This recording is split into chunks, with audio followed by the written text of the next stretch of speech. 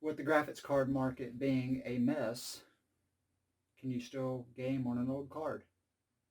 Let's find out.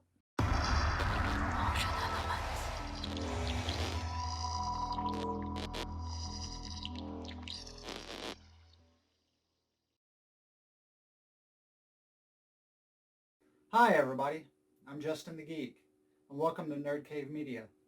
As I stated a few moments ago, the GPU market is a mess. If you want a good quality graphics card, you're going to spend $800-900 or even more. But we're going to find out today if getting an older graphics card, say under 300 bucks, maybe 400 bucks, will still give you a good gaming experience. Originally, I was going to do this test with just the GT 1030, but I decided to throw in the GT 1050 Ti using my new RX 6700 XT as a baseline for comparison. My test rig that I have here has an AMD Ryzen 5 3600 running 16 gigs of Corsair Ballistics RAM on a Gigabyte B450 motherboard. And the benchmarks I ran were for Heaven Engine, which I have running right now, Far Cry 5, Diablo 3, and Wreckfest. Because I figured that was a good estimate across the board of various titles.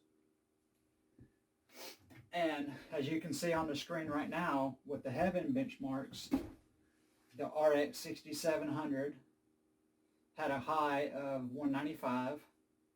The GTX 1050 Ti had a high of 113. And the GT 1030 had a high of 57. Next, we have Far Cry 5. The 6700 XT had a high of 120 frames a second. The 1050 Ti had a high of 46. The GT 1030 had a high of 24. Diablo 3, the RX 6700 had a high of 130. The 1050 Ti had a high of 107. And the GT 1030 had a high of 71. And in Wreckfest, here's where it kind of gets interesting. The RX 6700 had a high of 75 frames a second, with the GT 1050 having a high of 60, and the GT 1030 having a high of 47. But while I was conducting the benchmark test, I noticed the 1030 had a kind of a bounce high between 47 and 60.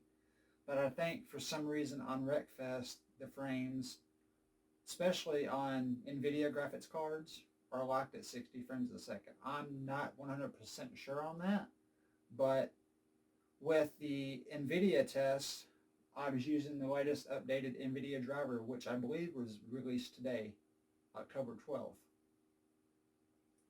So, can you game with an older graphics card? I think so. I mean, my test that I did, the GT 1030 is probably 5 or 6 years old, with the 1050 Ti only being a couple of years old. And I think they're two valuable options. I will have links to all three of these cards down in the video description. And as always, if you like this video, give it a thumbs up. I invite you to subscribe so you know when I drop more content. Speaking of more content, I do have an upcoming video discussing NVIDIA's GeForce Now to see if it is still a viable option after it's been out for a couple of years. So stay tuned.